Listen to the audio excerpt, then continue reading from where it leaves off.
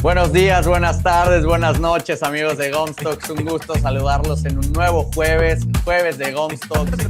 Hoy estamos con un internacionalista y catedrático de la Universidad Iberoamericana de la Ciudad de México. Él es especialista en conflicto y temas para la paz.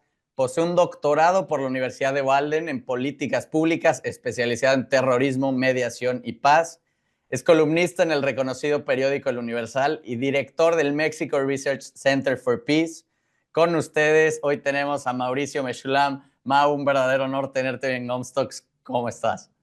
Muchísimas gracias, de verdad, qué honor, qué gusto estar con toda la audiencia, encantado de platicar. No, hombre, nos va a dar demasiadas herramientas y ayuda a tu profesionalismo y todo tu conocimiento alrededor de distintos temas que vamos a ir navegando en el podcast. Me gustaría empezar, como te decía ahorita, saber cómo empieza tu camino, porque eres internacionalista. Es un término que es poco común. ¿Nos podrías, para empezar, describir un poco qué es lo que hace alguien así, con este título? Claro, internacionalista es el término que utilizamos en castellano para las personas que nos dedicamos al mundo de las relaciones internacionales en cualquiera de sus ámbitos, que son muchísimos, ¿no? En inglés me cuesta trabajo porque yo no escucho que la gente diga internationalist. No, no es un término tan utilizado. Pero en esencia, una persona que estudió relaciones internacionales es conocido como un internacionalista, al igual que uno que estudió ciencias políticas, se le conoce como un politólogo o una politóloga. Básicamente ese es. Obviamente el campo de las relaciones internacionales es muy amplio y ahí es en donde empiezan las dificultades que nosotros, diría yo, las virtudes y también las dificultades que tenemos quienes a esto nos dedicamos. Tú empiezas como un egresado de Relaciones Internacionales y luego avanzas a una maestría. ¿Cómo era Mauricio de joven? No sabía Wow. cómo era. Es que aquí voy a aprovechar para contarte, porque pues ya estamos en esto. Tienes que Venga. irte unos años atrás. ¿Cómo elegir relaciones internacionales? Realmente, en el momento en que yo empecé a estudiar relaciones internacionales, era una carrera poco conocida, pero sonaba muy interesante, cara. Yo estudié área 2 en Ok. México. Cuando tú estudias área 2 es porque vas a química, biología. Yo era muy bueno para matemáticas, física, química, biología. Y en realidad yo me veía a mí mismo en las ciencias naturales, pero pues después de viajar un año, ir, venir, yo era toda una locura, no muy definido. Encuentro que cuando investigo qué carreras hay, pues que relaciones internacionales tiene un chorro de temas muy interesantes. Y digo, pues que yo creo que por aquí va, porque tiene ciencias políticas, tiene historia, tiene algo de derecho, tiene algo de economía, tiene, entonces yo digo, bueno, pues esto como que lo engloba todo, ¿no? Un poquito de todo, me pareció muy interesante y así es como yo entro. Obviamente desde el primer semestre me fascinó. O sea, elegí la carrera de mi fascinación. Y eso es algo, la verdad, pues muy interesante que me sucede a mí, pero no es algo que yo tenía previsto 6 meses antes, ¿me entiendes? Y este era yo de joven, o sea, como una persona, luego podía haber estudiado igual literatura, historia, o podía haber sido un, no sé, un ingeniero bioquímico, o podía haber sido un biólogo marino, pero acabé en esto y me encantó. Empiezas, ¿qué te trae? ¿Hay alguien de tu familia que haya estudiado política, haya estudiado algo que te haya al final moldeado un poquito hacia relaciones internacionales? ¿O qué era lo que más te llamaba de esta carrera? No, en absoluto, nadie de mi familia. Esto más que nada era, yo te diría, la diversidad de temas, la amplitud. O sea, yo el mismo día podía estar hablando de historia internacional y de historia de México y de la política del momento, que entonces era el tema de Salinas, era el Carlos Salinas de Gortari, ¿no? Era el tema de el PRI, no el PRI. Entonces, de estas discusiones, pero al mismo tiempo hablamos de sociología y entonces, que si el ser humano esto, lo otro. Entonces, era como, caray, yo decía, qué ricos días, fascinante la amplitud. Es que eso soy yo al final, este era lo que a mí me gustaba. No estaba como enfocada, sino estaba muy amplia. Eso es lo que me pasó a mí, que podíamos estar hablando de tanto y pues al mismo tiempo era mucho meterte en la política del país que estaba pasando en ese momento, pero al mismo tiempo pues mirar el panorama internacional. Además, a mí me toca, también tengo que decirlo, ahora que me estás haciendo recordar este momento fascinante de la historia del mundo, que es el final de la Guerra Fría, porque después de unos pocos semestres, pues entonces viene la caída del muro de Berlín y empiezan los países comunistas uno tras otro a incorporarse al mundo democrático, capitalista, el colapso de la Guerra Fría y todos esos eran nuestros temas, imagínate, de nuestras clases, ¿no? Porque era lo que analizábamos con nuestras maravillosas profesoras y profesores, era estar analizando ese momento, el final de la Guerra Fría, pues obviamente más fascinación teníamos. Y también, pues sí, se juntó un grupo de amigas, amigos, que pues era discutir la realidad nacional, la realidad internacional, hacer nuestros trabajos sobre eso. Eso fue. ¿En qué año? ¿Te acuerdas en qué año era cuando Y entraste a... claro, ¿En qué, perdón? yo entro en 1988 y Ok. salgo en 1993 porque además yo era una persona muy activa, diverso, viajaba, hacía un chorro de cosas, entonces me tardé. Te puedo decir que me tardé por lo menos 1 o 2 semestres más, como tuve 2 graduaciones, para que me entiendas, ¿La porque me gradué disfrutaste? con mi generación y me gradué con la siguiente y entonces tuve 2 fiestas de graduación. ¿Disfrutaste la universidad? Ah, sí, totalmente. Pero al ¿Qué? mismo tiempo también trabajaba. Fíjate, esta parte también te comento. O sea, yo era una persona que sí era estudiosa, pero al mismo tiempo tuve experiencia laboral en muy distintos ámbitos desde el inicio, en cosas que no tenían que ver con mi carrera, pero que también fue parte de lo que me formó, ¿no? Mi papá tenía una agencia de viajes, entonces yo trabajaba un poco con mi papá y entonces iba a la universidad y luego hacía esto de la agencia de viajes. Luego pusimos una tortería y yo les digo a todos mis colegas y compañeras, compañeros restauranteros, que yo ya conozco el mundo de la comida porque pusimos nuestra tortería en este mundo del emprendimiento juvenil que pues también fue una locura, ¿no? Entonces tenía también todo esto y entonces también un poco por eso me atrasé, pero al mismo tiempo era muy riguroso con mis estudios, ¿no? Entonces era como combinar el mundo laboral y el mundo de las relaciones internacionales. Siempre, digo, para saber todos estos términos, ¿siempre has sido un gran lector o cómo empieza esta pasión por la historia, primero de México y luego del mundo? Porque pues, supongo que es una carrera en la que también tienes que estar al tanto de lo que pasa en todo el tiempo. ¿Cómo era cuando Mauricio tenía 18 o 20 años en temas de cuando leía?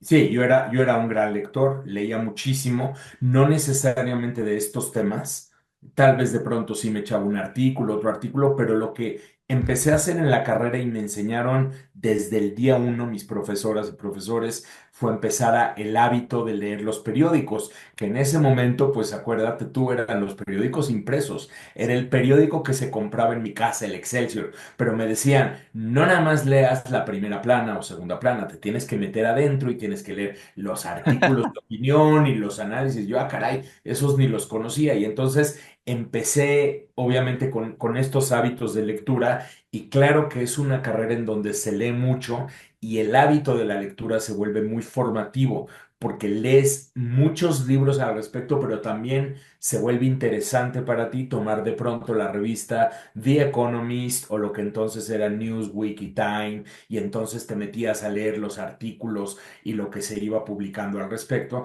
hasta que ya empezamos a avanzar y entonces ya te metías a la revista Foreign Affairs y ya leías los famosos ensayos de los que todo el mundo estaba hablando. Y después también me toca esta parte fascinante. En la última parte de mi carrera, empezamos, pero así en sus pininos, a ingresar a Internet.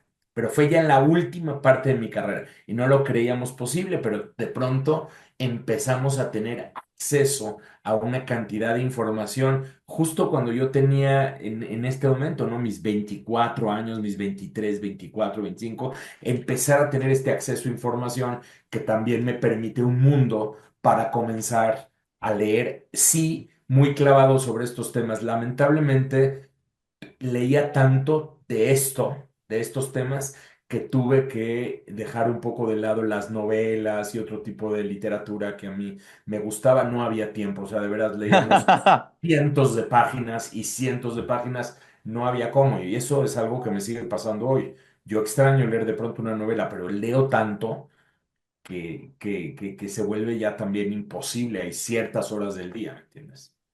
100%. Después tienes una maestría que ahorita, o sea, como decía Steve Jobs, todo se conecta, todos los puntos se conectan hacia atrás y leyendo tu currículum, todo se va conectando hacia atrás, también con todo tu conocimiento. Tienes una maestría en estudios humanísticos e historia para después ser doctor en políticas públicas, algo que te puede, que pues, supongo que bueno, no supongo. Gracias a eso puedes entender desde la forma humana hasta también un poco de la forma política y todos los conflictos que suceden alrededor del mundo. Sí, mira, es que déjame, te cuento que o sea, la historia personal va más o menos así. Yo tenía una carrera muy avanzada y mis profesores tenían mucha esperanza en mí. Y la verdad, incluso te diría yo, esta expectativa de que yo me fuera al extranjero a estudiar maestrías, todavía recuerdo a mi queridísimo profesor José Luis Hoyo, que fue como uno de mis grandes mentores. Él es profesor, bueno, fue profesor de la UNAM, falleció lamentablemente hace un par de años aproximadamente, profesor de la UNAM, pero era profesor de la Ibero también en ese momento, así es como lo conocí. Y él me decía, Mauricio, tú te tienes que ir a hacer una maestría en filosofía, pero no a Estados Unidos. Tienes que irte a algo así como a Alemania, tienes que irte así porque el pensamiento filosófico y ese es tu perfil y así te tienes que hacer. Y por ahí pintaba mi vida cuando lamentablemente mi padre enferma, una enfermedad grave, el que después le quita la vida y que me obliga a mí y a otros hermanos a asumir las deudas de la familia y otro tipo de cuestiones que me trunca en ese momento un poco la carrera porque no puedo seguir con esto de estar estudiando y tengo que empezar a ver cómo hacerme de los recursos correspondientes y lamentablemente en el campo de las relaciones internacionales no podías ganar lo que debíamos, o sea, sí podías mantenerte, pero no podías pagar esa cantidad de recursos, Y eras entonces pues, joven. ¿Cuántos sí, años? sí, me empiezo a meter a negocios familiares. Sí, era joven, 25, 26 años, me empiezo a meter a negocios familiares y empezamos a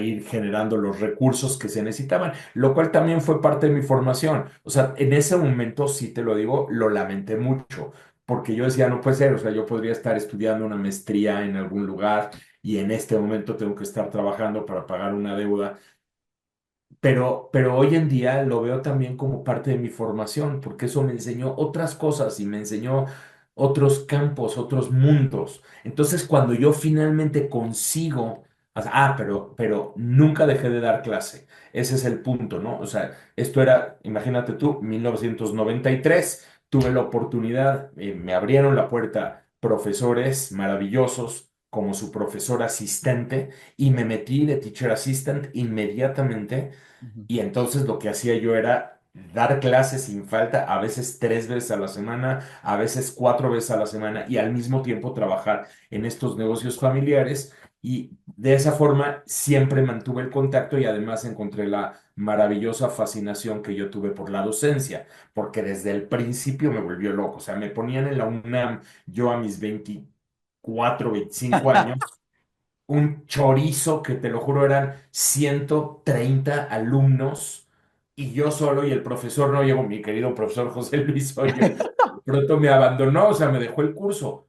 A mis 23 años, yo a cargo de 130 alumnos, un poco como, ¿qué haces, no? Pero encontré esa fascinación y eso también fue parte de mi formación y desde entonces hasta ahora sigo dando clases. Ahora, el tema de la maestría se me presenta un poco más adelante porque ya estaba yo más grande. Y entonces digo yo, a ver, pues voy a estudiar una maestría en lo que quiero.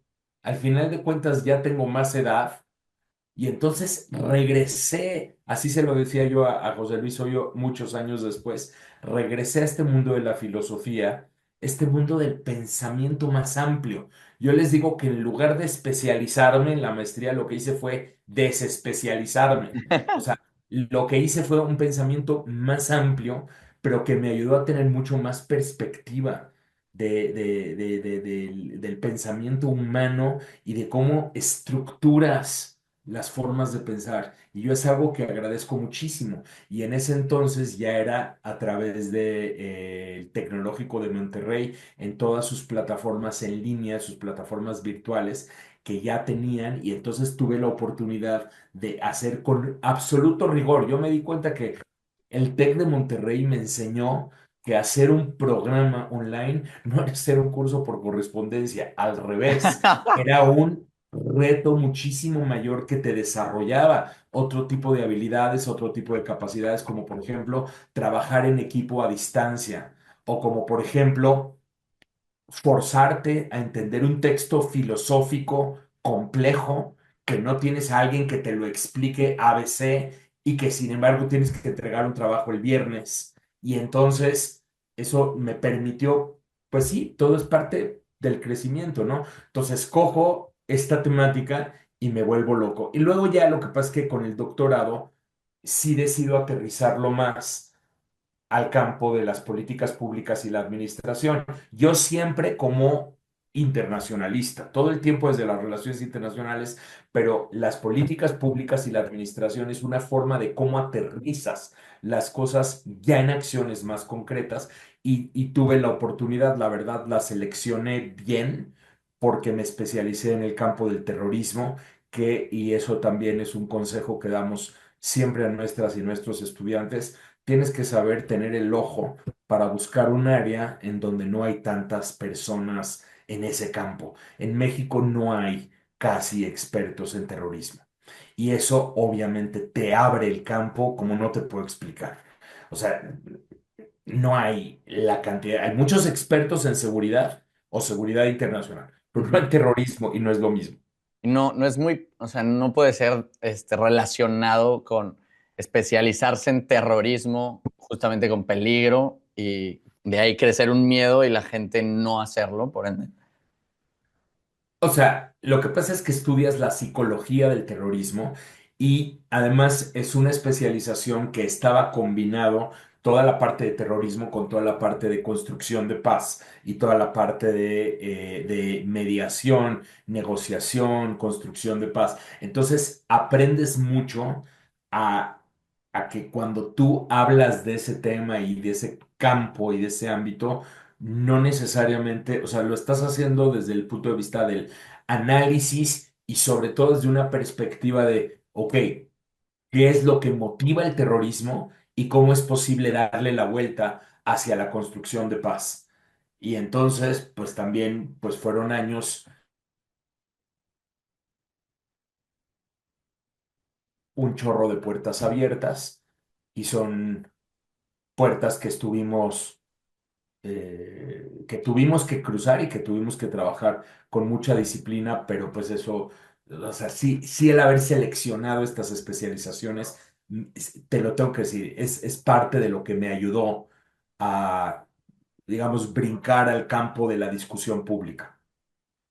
Sí, justo estoy a preguntar, ¿cómo se va diferenciando alguien que va tomando este camino de relaciones internacionales a no ser uno más y convertirse en alguien trascendente, como es tu caso? Después, ¿por qué este, después tienes o sea, eres una de las voces, como decíamos, más escuchadas en tu campo? Justamente nos platicas por la especialidad tan definida y con pocos especialistas. Este, ¿cómo, o sea, todavía yéndote más atrás, cómo vas moldeando regresando un poquito a cuando tienes 25, 26 años, decidiendo en si tomar una maestría e irte tal vez a Alemania a estudiar un poquito más del comportamiento humano y de la psicología, ya sea Alemania o Austria, que también podría ser otro país interesante donde estudiar eso? ¿Cómo, cómo es ese proceso de tener que dejar o parar todo? ¿Cuál fue? ¿cómo viviste ese proceso que nos dijiste que fue complicado dejar ir algunas oportunidades que igual, otra vez, todo nos hace sentido cuando lo vemos hacia atrás, pero ahí qué pensabas, qué decías, qué pensabas que iba a pasar con tu carrera antes de ya volverte alguien trascendente?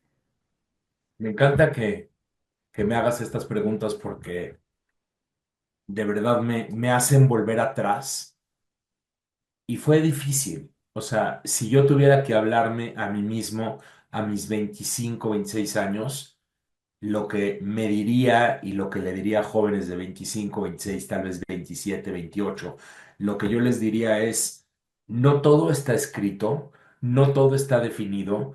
A veces parece que ciertas oportunidades se te van. No parece, o sea, tal vez se te van las oportunidades, pero parece que es el fin del mundo y parece que los caminos no se van a poder recomponer y no es necesariamente el caso, ¿no? En ese momento yo sí me sentí verdaderamente con una carrera truncada, te decía yo. Imagínate tener un futuro que lo estás viendo, tú ves el futuro, pero no puedes caminarlo por las circunstancias materiales en las que vives. Y sí también comprender, no todo el mundo tiene la oportunidad, no todo el mundo tiene los recursos, no todo el mundo tiene el tiempo para seguir adelante con sus estudios. Es un privilegio tenerlo y no, y de pronto sentir que no lo tienes se vuelve muy fuerte porque tienes todo un potencial de desarrollo, pero no puedes ni siquiera dedicarle el tiempo de manera autodidáctica porque, porque bueno, tienes que abrir y cerrar un negocio, en ciertos horarios y no te da la vida. Entonces, definitivamente fue un momento difícil, pero también al mismo tiempo esas son las condiciones, no lo sabes en ese momento, pero esas son las condiciones que te van moldeando. Yo no puedo hoy más que dar gracias a toda esa etapa de mi vida porque aprendí, me moldeó, me enseñó cosas que ninguna maestría, ningún doctorado te van a enseñar. Son otras cosas, son diferentes. Son cosas que tienen que ver con otro mundo, pero que también forman parte de quién soy. Y hoy, por lo tanto, las agradezco. Pero sí, en ese momento fue un periodo difícil. Te diría yo, en el día que decidí, además, ¿sabes por qué decidí tomar la maestría? Esta Porque parte también es interesante. Yo daba clases en la Ibero. Yo tenía mis dos materias y era un profesor muy valorado y todos los alumnos me amaban y todo feliz y tú estás en tu zona de confort porque todo está bien y entonces dices, bueno, pues mi vida pues más o menos está así. Y en eso me llama mi querido director, amigo, que de verdad hoy no hago más que darle las gracias, el doctor Alejandro Anaya. Hoy además él es vicerrector en la Ibero, fíjate cómo es la vida, ¿no? En ese entonces era mi jefe porque era el director del departamento. Mi querido Alejandro me dice, Mauricio, ya no puedes seguir dando clases si no haces una maestría. Ya no puedes, ya no, ya en la Ibero ya no están poniendo el requisito. Y yo, ¿cómo, Alejandro? Si no ves que lo que pasa es que los alumnos me aman y mira mis calificaciones, y es verdad, o sea, las evaluaciones eran muy altas, yo estaba en top. A veces era yo el número uno del departamento, a veces el dos, el tres, pero estaba yo hasta arriba de los profesores rankeados. Y eso te hace creer que ya no necesitas más, es peligroso eso, porque entonces piensas que no tienes que seguir adelante. Y me dicen, no, pues, ¿qué crees? Yo sé que tú eres muy bueno y todo, pero ya es un requisito. Es un requisito. Yo llegué a mi casa ese día deprimido, llorando. Ahora encima de todo me van a quitar mis materias en la Ibero y entonces me aparece esta oportunidad del TEC y desde el momento, y me acerco con Alejandro y le digo, oye, y si es una maestría del TEC, ¿me la vales? Dice, bueno, yo, ¿por qué no te voy a valer una maestría del TEC de Monterrey? Digo, bueno, entonces puedo seguir dando clases. Sí, perfecto. Si tú me documentas que ya la estás cursando, ok. Ese fue el día en que todo cambió. Así, en mi vida, ese día, el día que decidí tomar la maestría, porque me se me abrió un mundo que yo no me daba cuenta. Yo no entendía en ese momento que no era un tema de cómo yo competía con otras profesoras y profesores. Era un tema de qué tanto podía yo seguir creciendo con respecto a mí mismo. Okay. Las clases que yo daba en ese momento en contraste con las clases que empecé a dar posteriormente. Y ahí también se me abrió el campo del departamento de historia, entonces empecé a dar clases en el departamento de historia, fascinante darle clases a historiadores porque era otro mundo, entonces ya como mi especialización era en historia, ya podíamos hablar de temas de filosofía de la historia y si realmente existe o no existe la historia, ya esas cosas, cosas que se volvieron muy fascinantes en mi vida. Y así fue como mi carrera fue para arriba, ese fue el punto, yo no lo veía, ¿no? Pero ahí es cuando empecé verdaderamente a crecer y a destaparme. Está increíble. Esto, o sea, llevas ya 32 años dando clases, pero al mismo tiempo quiero regresar un poquito. Cuando vas moldeando tu camino, ¿en qué punto tú te das cuenta de que, además, después de ver que tu especialidad en terrorismo era algo único, era algo muy poquito, o sea, un círculo muy chiquito, cuando te das cuenta de que puedes ser alguien distinto en esta industria, de que tu talento no se va a quedar nada más siendo un egresado más, sino de que Mauricio, yo me voy a convertir en una voz referente de este tema de paz, de terrorismo, de tarará, de tarará, de tarará. ¿En qué momento te das cuenta de que puede ser más trascendente tu carrera? Qué buenas preguntas, ¿eh? Porque me estás haciendo recordarme una época bien interesante, ¿no?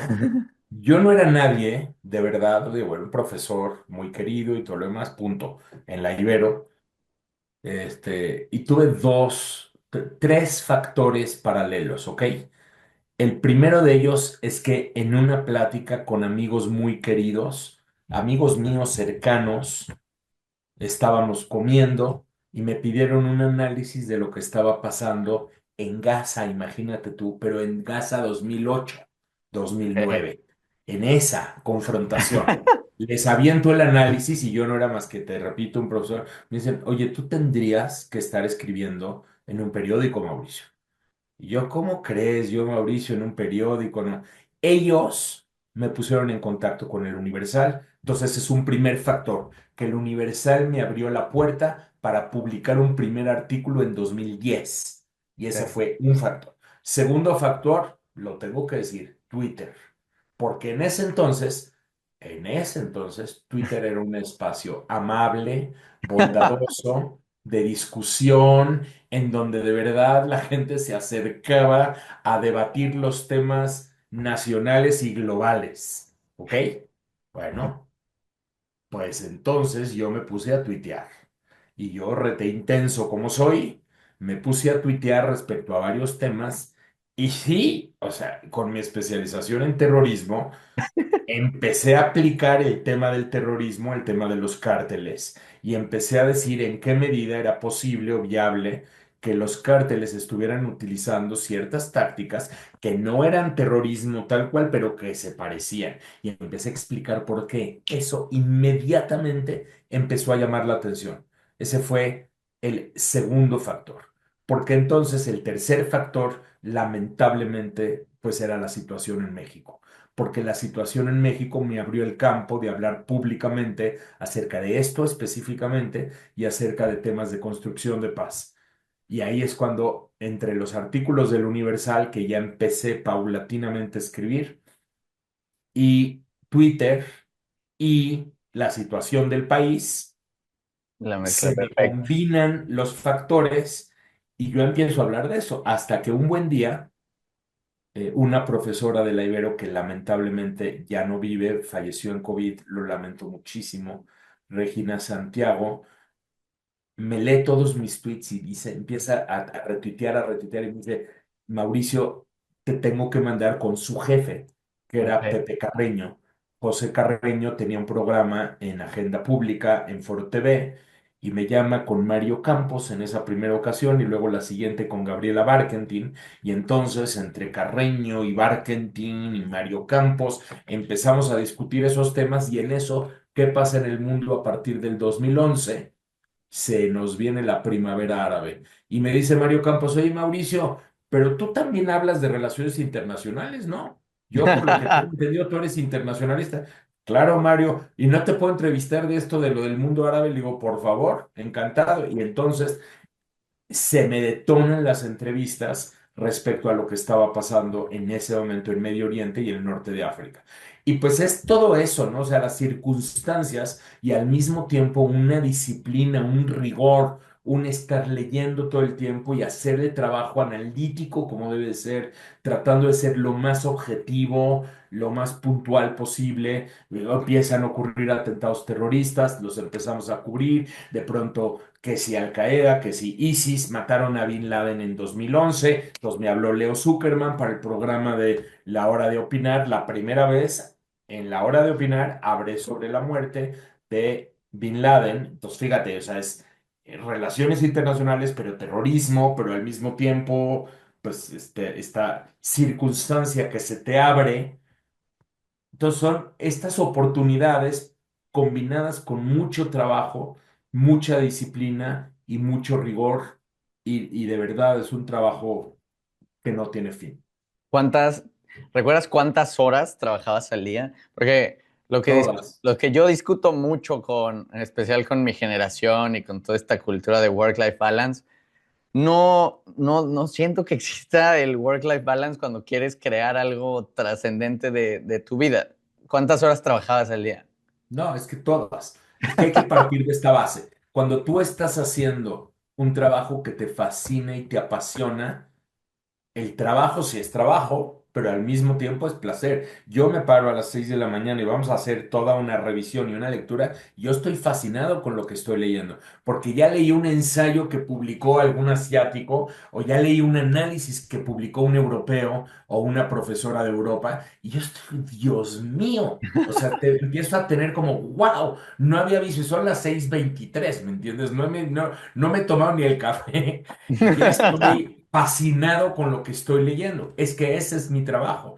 Entonces, sí, lleva muchas horas. También coincido en que esto tiene el riesgo de no comprender la otra parte de un balance con temas personales, con temas familiares, sobre todo porque esto que te estoy platicando me llevó mucho a los medios de comunicación, y los medios no tienen horario, y no tienen horario quiere decir no tienen horario. Te hablan a la hora que sea por el factor, oye Mauricio, necesitamos que tomes una entrevista porque lo que acaba de decir Trump ahorita en este momento, hace 15 minutos, espérame, o sea, entonces sí tienes que también comenzar a balancear y comenzar a contrarrestar. Entonces yo trato normalmente de poner un alto en cierto horario, y también eso me ayudó un poco la pandemia a empezar a disciplinarme un poco más.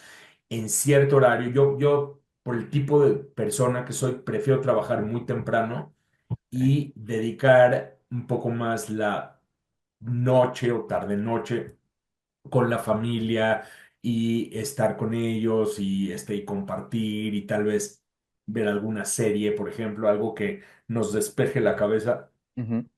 Mi esposa también es profesora, entonces tratamos de ir manteniendo como la conversación sobre otro tipo de temas, aunque bueno, pues sí te tengo que decir que cuando llegan los momentos álgidos, los momentos complicados, más recientemente, por ejemplo, el tema de Ucrania y el tema de Gaza y Ujú. todo lo que ha sucedido recientemente, sí, sí ha sido muy difícil mantener este balance personal. Son muchas horas, o sea, de verdad. O sea, te tocó el equivalente a hacerte viral en TikTok, pero en Twitter, a su tiempo. Sí, en su momento, te lo juro, eso fue. No, el día de Bin Laden, déjame decirte que estuve tuiteando. Además, estaba yo viendo alguna película. Era domingo en la noche, hora de México. Y lo que pasa es que unos tuiteros que ya me tenían súper medido, Mauricio, ¿ya viste lo que pasó? Prende en este momento CNN. No, están matando a Bin Laden, acaban de matar a Bin Laden, no sé cuándo. Entonces, en eso le digo a mi esposa, goodbye. Eran 10 de la noche, domingo, y me pongo a tuitear y empiezo a tuitear todo un análisis en vivo sobre quién era Bin Laden, qué significaba Al Qaeda, cómo opera Al Qaeda, qué impactos puede tener. Twitter en ese momento me mandó un mensaje automático, obviamente, por tantos tweets que puse ese día.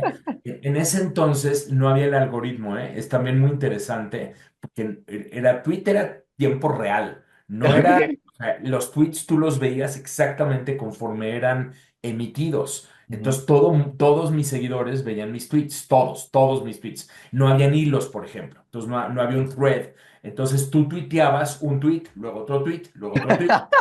140 caracteres, no tenían 280. Uno tras otro, tras otro, tras otro, tras otro, tras otro, tras otro. Yo creo que como a la, no sé, la 1 de la mañana llevaba yo 3 horas seguidas tuiteando. Y Twitter en ese momento me llega, ya, no puedes tuitear uno más, has excedido el número, has topado el No. número de tweets que se permiten. Entonces me tuve que quedar callado, esa es la única razón por la que me fui a dormir ese día. ¿No? Entonces, obviamente, al día siguiente, todos los medios ya me seguían. No te puedo explicar el día siguiente. Tuve decenas de entrevistas entre medios de radio, de televisión, y ahí es cuando Leo Zuckerman me invita por primera vez al programa La Hora de Opinar, del cual sigo formando parte, ¿no? Desde el 2011 hasta la fecha. Wow. Hablabas hace rato un poco del profesor José Luis Hoyo de la UNAM. ¿Cómo, supongo que él es uno de tus mentores, cómo llegaste a él como mentor o alguna otra persona que te haya que te haya estrechado la mano y decirte como, órale, tienes talento, yo confío en ti, súbete a mi barco y te enseño lo que sé? Fueron tres en ese momento de mi vida y bueno, muchos más posteriormente, ¿no? En ese momento José Luis Hoyo, la verdad, era mi fascinación, era mi profesor, pero además de ser mi profesor, él se había apuntado para dirigir mi tesina o ser mi asesor de, pues, del tipo de tesis que hacíamos y él me invitó a dar clases con él en la UNAM. Él daba clases en la Facultad de Ciencias Políticas y Sociales en la UNAM y me dijo, vente, ¿no? Entonces también yo a él le aprendí muchísimo, sobre todo de estos temas de filosofía política. O sea, él era su campo, él era un gran pensador sobre todo. Y hablaba alemán perfecto, entonces a él le gustaba leer, era un hegeliano total, entonces me enseñaba Hegel, y entonces era esta fascinación. Para mí él es de mis grandes mentores y por eso cuando yo luego finalmente hice la maestría sobre todos estos temas, le escribí un correo en ese momento, porque pues era lo que había, le puse un mail, le dije, ¿cómo ve, mi querido José Luis, que estoy volviendo otra vez a estudiar a toda la escuela de Frankfurt y a Habermas y a todos estos autores que usted nos había enseñado y que usted los vio en mí desde aquel entonces, ¿no? El uno. Tengo que agradecer también muchísimo a otro que también siempre le digo y hoy en día nos topamos muchísimo en círculos de trabajo, Ok. es Raúl Benítez. Raúl Benítez en ese entonces profesor de la Ibero, incluso llegó a coordinar la licenciatura de Relaciones Internacionales y Raúl Benítez es un experto en temas de seguridad, me lo encuentro muchísimo en muchos campos, tenemos varios chats de conversación y es maravilloso. Y mi querido David Nájera, que después, pues al final de cuentas se metió al servicio exterior y terminó pues en todo el servicio diplomático y hasta acabó siendo embajador de nuestro país en Hungría. David Nájera también me abrió las puertas para ser profesor asistente.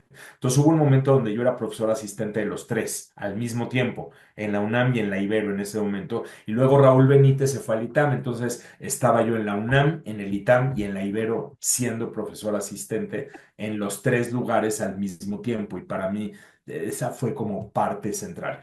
Pero en el mundo de los medios tengo que agradecer sin duda, pero sin duda, obviamente esta oportunidad que me abrió José Carreño y Mario Campos.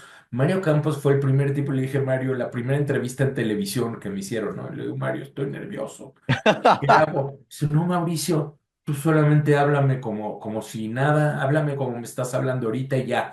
Y él me calmó la primera ocasión y con Mario Campos sigo colaborando, incluso el día de hoy que estamos grabando tú y yo. Tuve una entrevista con Mario Campos en su programa de Ibero 99 y con él colaboré en el programa de Agenda Pública en Foro TV hasta apenas que acaba de terminar ese ciclo. Y Gabriela Barkentin, que pues ha sido como mi ángel Gaby me abrió las puertas. En ese momento era directora del departamento de comunicación de la Ibero. Desde entonces me empezó a invitar a eventos, a iniciativas, etcétera. Ella fue una de las grandes forjadoras de la radio Ibero 99, que es un megaproyecto de radio universitaria maravilloso. Me invitaba a sus programas, me invitaba al programa de Agenda Pública en Foro TV.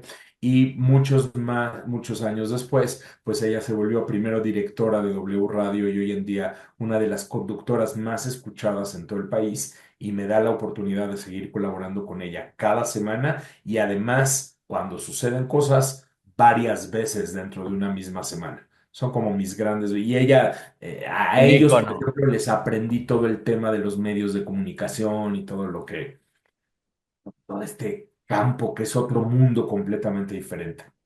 No, Gabriel es totalmente un ícono. Hace un año, justamente, mencionarle a todos los que nos están escuchando, Mauricio va a venir a la Harvard MX Conference la siguiente semana, estamos a febrero 11. Va a venir a Harvard. El año pasado estuvo Carmen Aristegui, donde tuvimos la fortuna de conocerla, de platicar con ella un poquito, de invitarla también al podcast, que no lo hemos cerrado todavía por su agenda. Pero cuando estamos buscando distintos perfiles como el de Carmen, también salió Gabriela y también su historia, y ella es una gran. ¿Tienes alguna historia memorable con ellos de cómo le hayas pedido chance o pedido trabajo o algo, una experiencia con ellos que te acuerdes mucho? La, la verdad es que me llamaron, o sea, te tengo que decir, esta fue como o sea, cuando yo estaba tuiteando, ellos me contactaron y de pronto recibo el correo de Gabriela Bargen, quien te queremos invitar a un desayuno. Viene José Darío Restrepo. Darío Restrepo es uno de los periodistas más importantes, ya no vive lamentablemente de Colombia, y me están invitando a un desayuno a mí, que de veras soy un donadie a desayunar con Darío Restrepo. Dios mío, ¿qué estoy haciendo para merecer esto? ¿Entiendes? Y así. Y otro día me habla Gaby, ya teníamos varias colaboraciones juntos, me dice, Mauricio, te vamos a invitar a un programa un evento que hace Televisa que se llama Espacio, que era como un foro juvenil y que organizaban así un chorro de conferencias y pláticas y paneles llenos de jóvenes, o sea, de auditorios, de tribunas y tribunas y tribunas de jóvenes. Y yo, wow, qué interesante. ¿Con quién me toca participar? Gabriela fue la moderadora y me ponen de un lado a Carlos Loret de Mola y del otro lado a Diego Luna.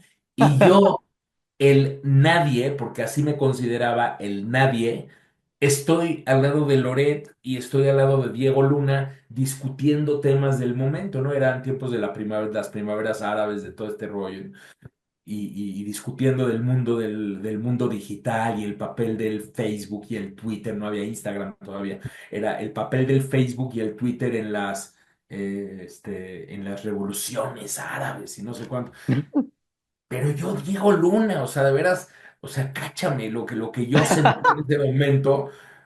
De verdad, fue como, caray, o sea, esto es demasiado alto, me están poniendo en un lugar demasiado elevado, de una manera demasiado rápida, a ver si estoy al nivel, ¿no? O sea, tengo que estar al nivel y me acuerdo mucho, pues en ese momento, y Gabriela fue como mi mentora, ella fue la que me abrió estas puertas de poder conversar. Obviamente, ya haciendo contacto con Loret, estuvimos platicando y a partir de ahí Carlos también me ha invitado desde todos estos años hasta la fecha a gran cantidad de programas, del programa de televisión que él tenía en Televisa tempranito en la mañana, salí muchísimas veces en su programa de radio, sigo saliendo continuamente y ahora la vida pues los ha juntado, están en W Radio los dos, Carlos tiene el programa de la tarde y Gabriela el programa de la mañana. Y cuando vas creciendo, así decías, cuando vas creciendo muy rápido, ¿a ti te dio el síndrome del impostor? ¿Sentías que no merecías donde Sí, estabas? sí, sí, sí, o sea, como de pronto, yo sigo diciendo de pronto como, ¿qué hago para merecer esto, no? O sea, yo voy anualmente a un foro global de seguridad en donde de veras va pura gente importante y además voy yo, imagínate. Entonces, yo me siento como que yo qué hago aquí, o sea, ¿cómo es posible que estoy yo con estas personas que son tomadoras y tomadores de decisiones en el mundo, que están dirigiendo lo que va a pasar en el planeta casi casi el próximo año, y ahí estoy yo en esas discusiones?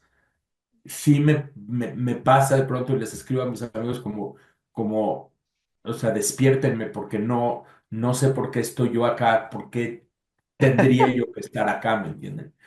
¿Y qué te ha costado a ti cumplir este sueño? ¿Qué has dejado atrás para ser quien eres y crear lo que tienes hoy?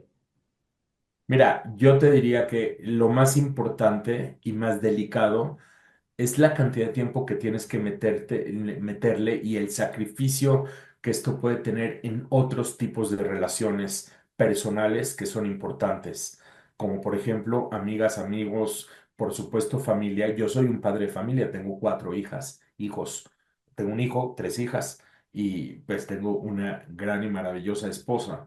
Y encontrar los balances es una parte difícil. No te voy a decir sacrificado, porque afortunadamente pues todavía estamos por acá y todo está todavía caminando, pero es un reto cotidiano, porque cuando necesitas leer tanto, informarte tanto, participar tanto en todo este tipo de temas y medios y asuntos, el día tiene cierta cantidad de horas. Entonces puedes sacrificar temas que van desde la salud personal, días en donde verdaderamente te sientes rebasado, como ya no puedo que me manden un WhatsApp más porque de veras ya trueno.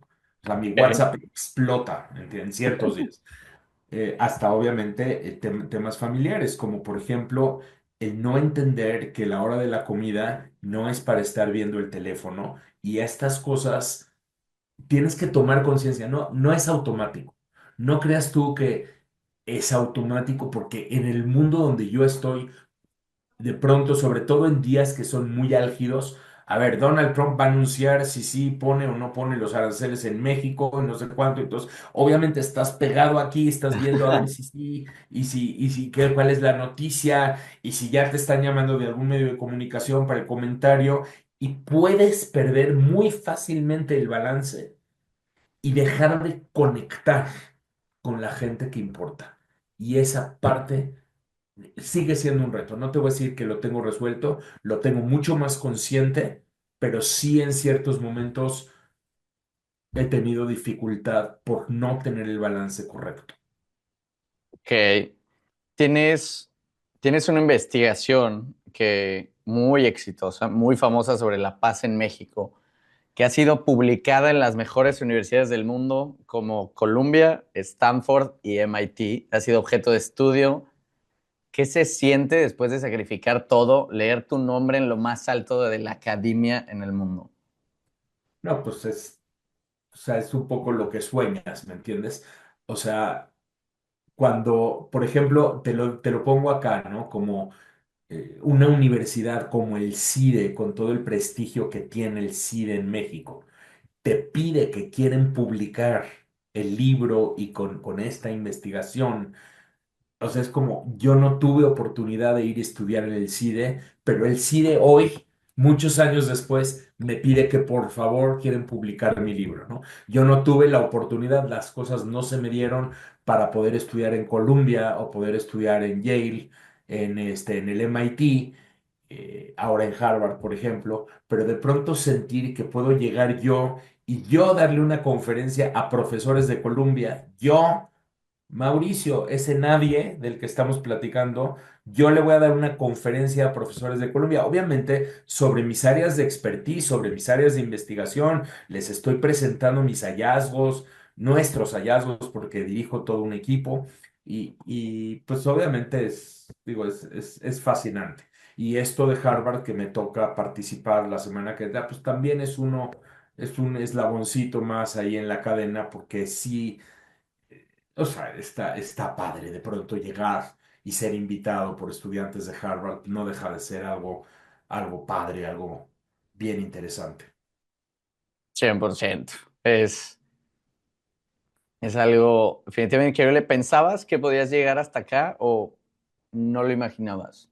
Llegó. No, mira, a la edad que te platico, obviamente a mis 25, 26, 27 sentí que ya este mundo había terminado para mí y yo, sí, ¿no? Iba a tener que hacer otro tipo de cosas. Pero incluso después, ¿no? Cuando ya estoy más metido en el mundo de la academia, cuando ya estaba yo, pues digamos, cursando mi doctorado, que lo cursé más grande de edad, ya mi doctorado lo cursé a los 40 años.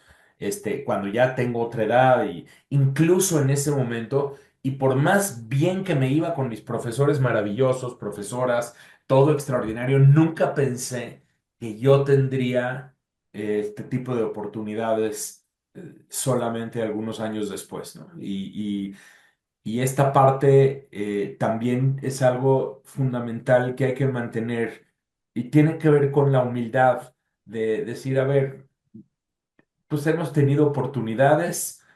Hemos hecho mucho trabajo con mucha disciplina.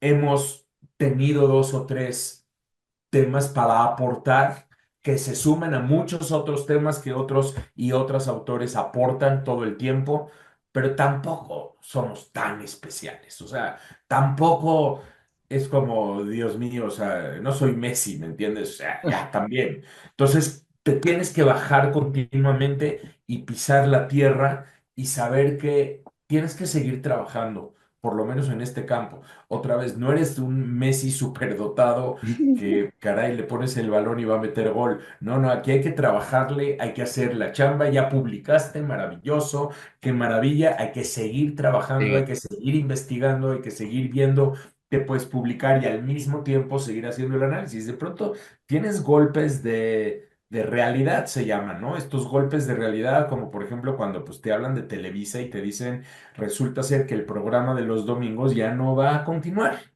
Y tú tenías una plataforma y todos los domingos, creo que desde el 2015 fueron 9 años de estar todos los domingos sin falta y son espacios fijos. Y un buen día te dicen, pues sí, pero ya no. Y entonces, pues dices, bueno, tienes que seguir adelante y reinventarte y volver otra vez a no creerte demasiado, porque si no, te pierdes. Hace poquito leí una frase que decía que la cuota del éxito es como una deuda que se tiene que pagar todos los días. Hablando de tus aprendizajes y de muchas universidades que chance no tuviste oportunidades de ir en su tiempo, pero ahora te buscan, ¿qué aprendizaje te llevas sobre los círculos de la vida y de este camino que a tus 26 años pensaste que chance no iba a pasar y ahora ves atrás y dices, sí sucedió? Pues eso, sobre todo lo que yo te decía, o sea, como la historia no está escrita, la historia la vamos escribiendo todo el tiempo.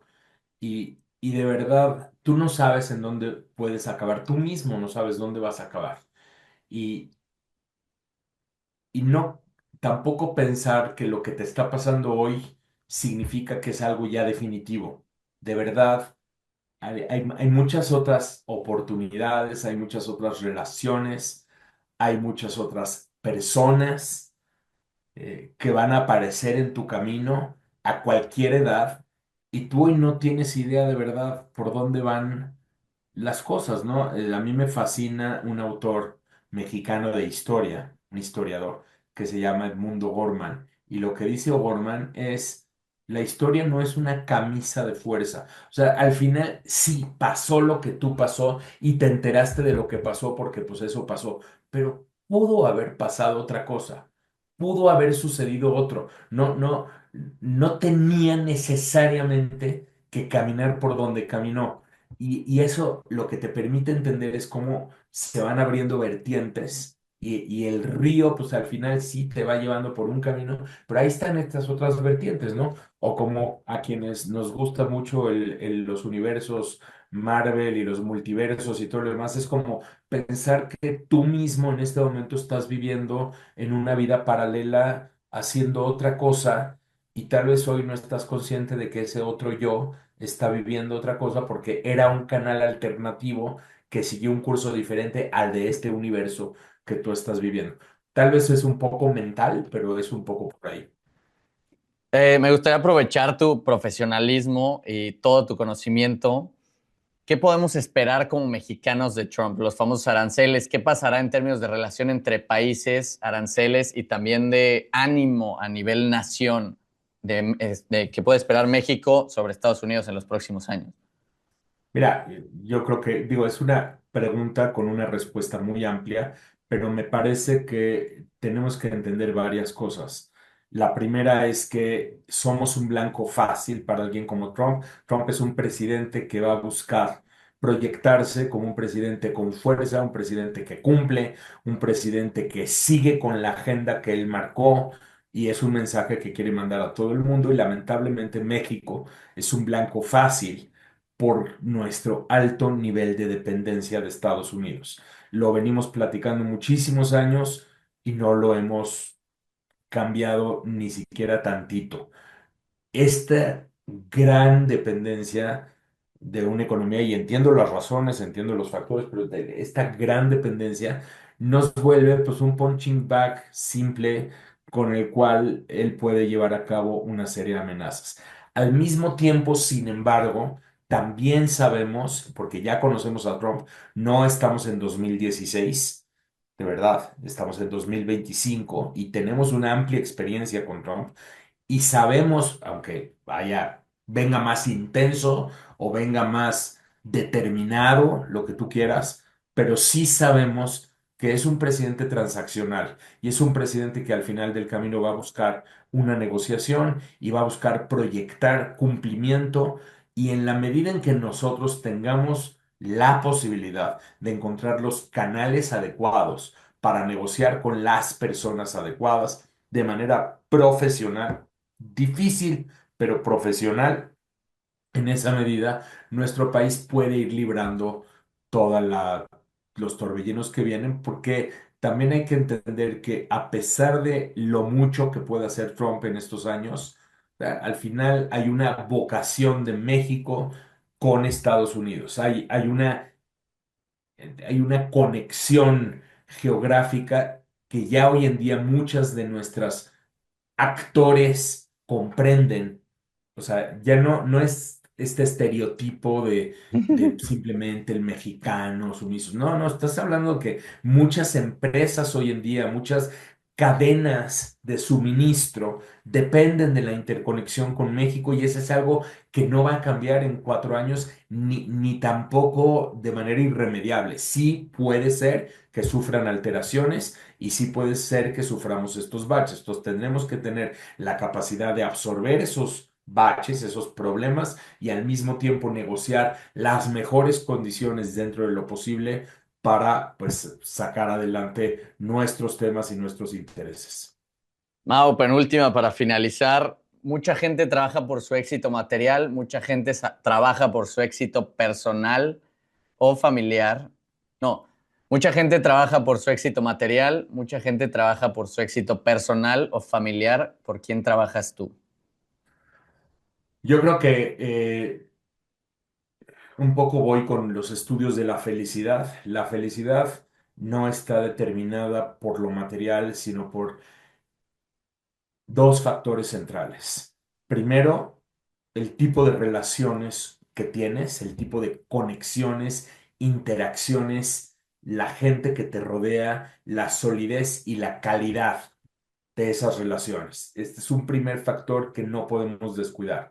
Y segundo factor, siempre, que tu vida tenga un sentido, un significado, que lo que estás haciendo tenga sentido para ti, porque entonces te pasa esto que te decía yo, ¿no? O sea, que estás trabajando todos los días porque sientes que lo que haces tiene un sentido, tiene una razón de ser. Efectivamente, necesitas equilibrarlo con lo material, porque de lo contrario, insisto, soy un padre de cuatro, tenemos una familia que tiene gastos muy onerosos, dos de mis hijas están en edad universitaria y claro que necesitas generar la riqueza material para poder cubrirlo, pero esa no es la razón por la que yo trabajo. Es algo que no puedo quitar del mapa y pues así es como es, Bastante no lo puedes súper. quitar, pero trabajo mucho más en el otro sentido. Increíble. Vamos a pasar a la pregunta del sobre antes de que se nos acabe el tiempo. Esta es una dinámica que te conté cómo hacemos. Nuestro invitado anterior, el del Gomstocks número 42, te mandó esta pregunta. Ahorita te voy a decir quién es. La pregunta es de Roberto Peñacastro. Él es de Querétaro y es el CEO de leadsales.io. La pregunta para Mauricio es, ¿cuál fue el libro que más ha marcado tu vida? El péndulo de Foucault, además no lo dudo, ¿eh? El péndulo de Foucault de Humberto Eco. ¿Y por qué? Yo había leído El nombre de la rosa de Humberto Eco y obviamente me fascinó, pero es que el péndulo fue un libro que salió por aquellos años en donde yo todavía estaba estudiando la carrera. Es una novela, pero qué bruto, es que es una fascinación entre toda la entre toda esta filosofía secreta y la religiosidad secreta que existe y sobre todo este esencialmente investigador que era Humberto Eco, tratar de descifrar y tratar de entender los símbolos y los significados de todo lo que se generaba. Entonces me pareció como la combinación perfecta entre una novela que me había fascinado, mucha filosofía, mucho estudio y sigue siendo mi libro favorito. O sea, todavía, y créeme que he leído muchísimo más después de, pero bueno, no sé si fue por el momento en que lo leí, tal vez tendría yo que releerlo en este momento. Y después lo que me pasó es bien interesante porque me tocó leer a Humberto Eco, pero en sus trabajos sobre, por ejemplo, un libro, Cómo escribir una tesis. O sea, otro tipo de temas Completamente escribió Humberto distinto. Eco, pero es que Humberto Eco era mi fascinación. Otros libros extraordinarios sobre filosofía de Humberto Eco que me tocó leer, pero esto no, esta era una novela y de verdad, o sea, era como clavarte en un mundo, una novela gran, o sea, amplia, no pequeña, pero sí era clavarte en un mundo, en una dimensión, pero brutal. Sí, Lo voy a sí. ordenar ahora mismo. Y para cerrar, Mauricio, ¿qué consejo le dejas a todos los jóvenes mexicanos, latinoamericanos que nos están escuchando hoy para seguir su sueño, su meta? De verdad, trabajar con muchísima disciplina.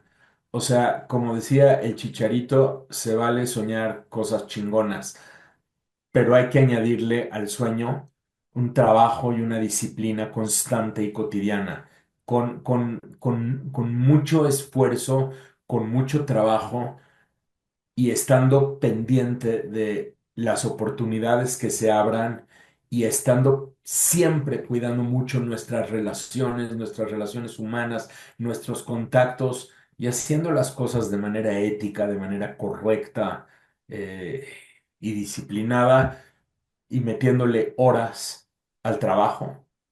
Como dice Malcolm Gladwell, ahí tiene un libro especial que habla Canta. acerca de las horas que pues, las personas tienen que dedicarle a lo que hacen. Mínimo 10,000 horas. Exacto, en la medida en que le dedicas esa cantidad de tiempo, claro, de una manera bien pensada, bien dirigida, focus, ¿me entiendes? Enfocada correctamente, en esa medida, las puertas se van abriendo. Y bueno, y ya el siguiente paso es cruzarlas correctamente. Entonces, soñar y al mismo tiempo combinarlo con trabajo, disciplina, esmero, mucha pasión y no dejarse, o sea, no pensar que porque las puertas en cierto momento se cierren, significa que ya eternamente se cerraron, porque siempre se van a abrir nuevas. Pues Mau, muchísimas gracias. Gracias por tu historia. Qué buena plática. La disfruté demasiado. Gracias por tu tiempo. Y ojalá nos saludemos la siguiente semana aquí en Harvard. Que tengas buen vuelo hacia acá. Tráete chamarras porque hace un chorro de frío. Chamarras, guantes. Me imagino. Está feo. Pero muchas gracias por tu historia. Demasiada inspiración. Estoy seguro que a más de uno allá afuera le vamos a ayudar. Y te mando un fuerte abrazo. Fuerte abrazo de regreso. Gracias por dejarme platicar con tu audiencia. De verdad, un abrazo fuerte. Hasta allá. Bye. Chao, chao.